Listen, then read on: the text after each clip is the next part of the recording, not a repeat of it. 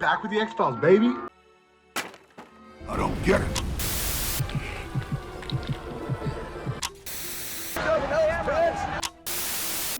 Hi, I'm Tom Savini, and you're about to watch Terror Reels. The best thing out of Pittsburgh since Clemente with the Pirates.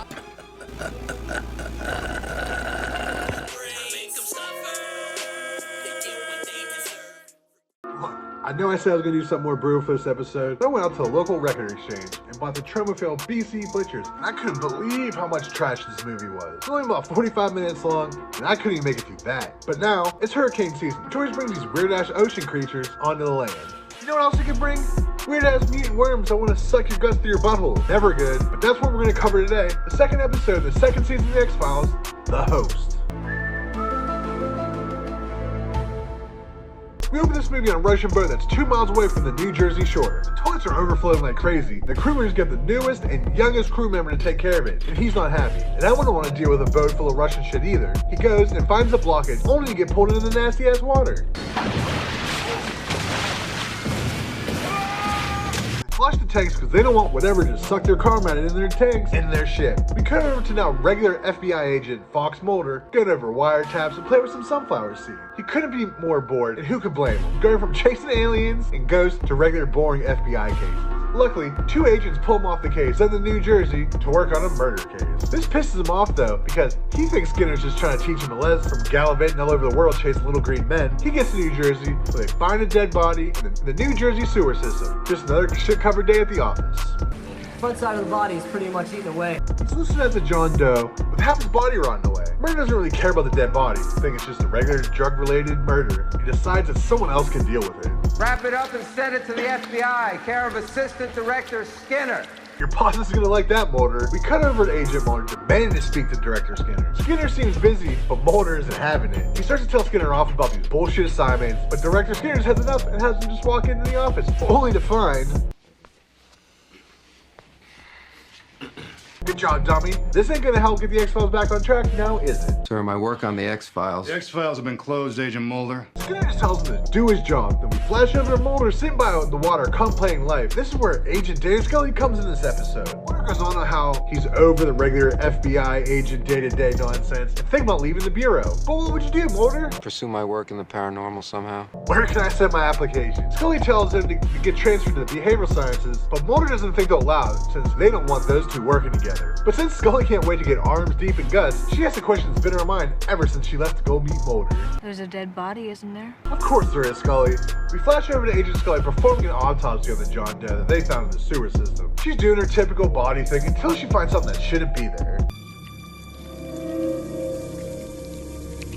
That would have made me crap all over the back of my pants. I do love how realistic this body looks though. Special effects in the X-Files were always top notch, especially for something that was on TV. Back in Jersey, these 2 sanitation workers go underground to fix this broken and clogged gate. The one guy dislodges a tree branch while his co-worker goes up to get a new sewer grate. Well, that doesn't work out well for the co-worker because...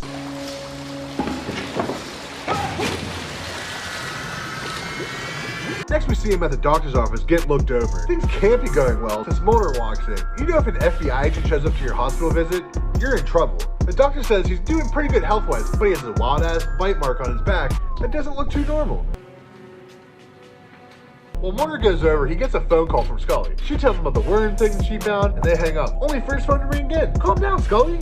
I think you should know you have a friend at the FBI. Oh shit, that ain't Scully. That's Deep Throat, a rogue FBI agent who's always helping Mulder out with information. Since he's attached to the man that controls everything that happens in the world. Does that voice sound familiar? That's because it's played by Stephen Williams, or as horror fans might know him better, it's Creighton Duke from the awful Jason Goes to Hell. Anyways, Mulder meets up with Scully, where she gets Mulder a more in-depth background to the fluke worm found in the body. Mulder shows her the pic of the wound the sanitation worker got. She doesn't think they're related, since that mark is so big. Now what? I didn't want to have to tell Skinner that his murder suspect was a giant blood-sucking worm. You say that now in a joking manner, Mulder. He also tells Scully that he doesn't appreciate telling his business to other people in the Bureau so they can rally behind him. She doesn't know what he's talking about, and he does believe her. This is the first time that Deep Throat contacted Mulder, so no one in the series knows who he is yet. We flash over to a sanitation worker brushing his teeth, and he seems not to be able to get enough of that minty feel. That's pretty nasty. What's also nasty is the result of him spitting up blood with some of that Colgate. That's kind of worrisome, but he's gotta get ready for work. He hops in the shower only to...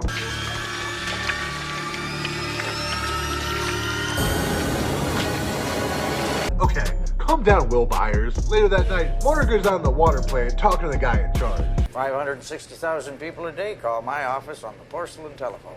He's never seen the worm before, but this shit doesn't really surprise him. What else could be growing down there? What is surprising is this dude is just trying to enjoy his smoke break, find some wild ass shit in these pipes. He calls out to the boss of Mulder. This is where we see Mr. Fluke.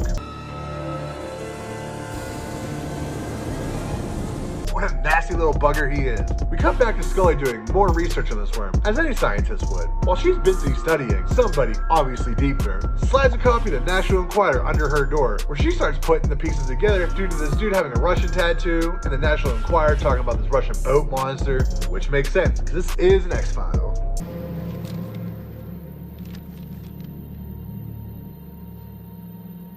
She gets a call from Mulder, and she needs to get her ass to the Middlesex Psychiatric Hospital to see what the fuck Mulder just caught in the sewer system.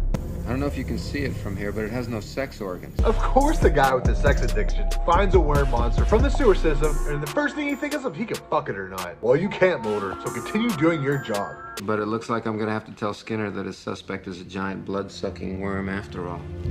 Told you. Scully's amazed, but I gotta say this is one ugly motherfucker. She lets Mulder in on the Russian boat monster information she put together, and they're back, baby. This is an X-File now, but not if he leaves the bureau. And she tells Mulder if he left, she would be hurt, not only just as a co-worker, but as a friend. Mulder drops his field report off to Skinner, who's pretty whatever about it. He knows about the worm monster, but he doesn't really care. They're gonna send him to a mental hospital, because what else would you do?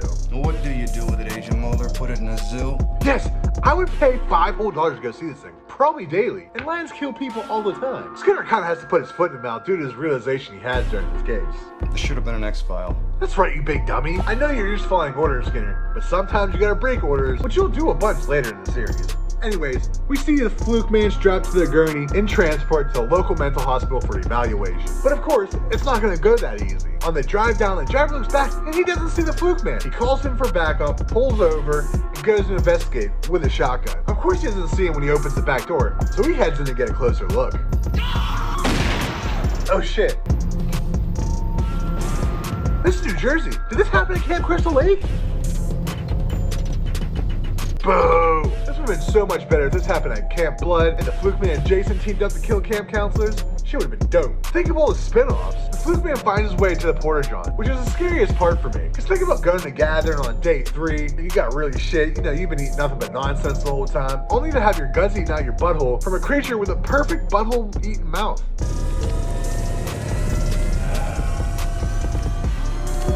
Next morning, we see a Porta-John cleaning company coming through to empty out the Porta-John. This is where the Fluke will make his escape back to the water sanitation department and then back in the ocean to cause more havoc. Mulder's investigating the ambulance where the dead driver is, but notices a cleaning truck driving away. He starts putting things together and heads back to the water treatment plant. Mulder and the boss go up and down the walkways, looking over all the water they have to treat, looking for the Fluke man. While this is going on, Scully calls and drops this on the Mulder.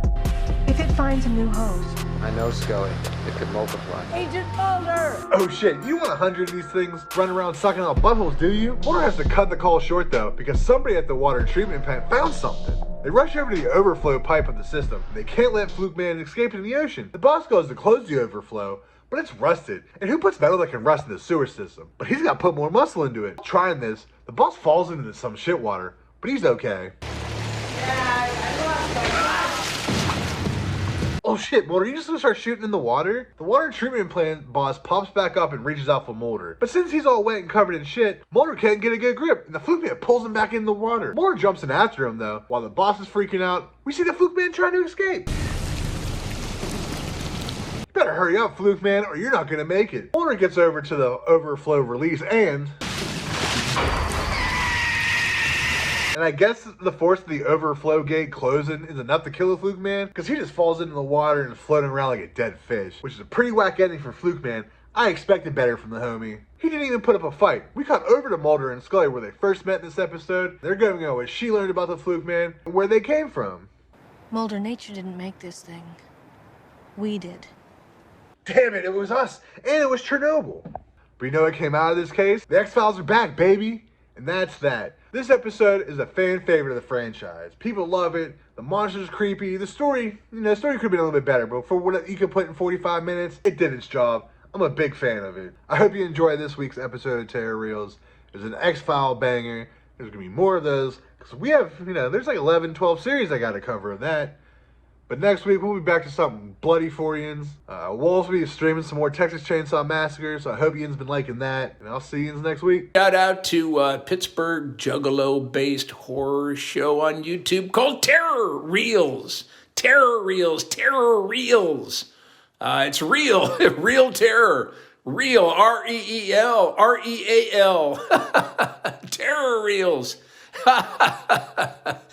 Terror Reels. Hey, Dog Will Hunt, get that bitch. You dented my plate. My brain is burning. Terror Reels.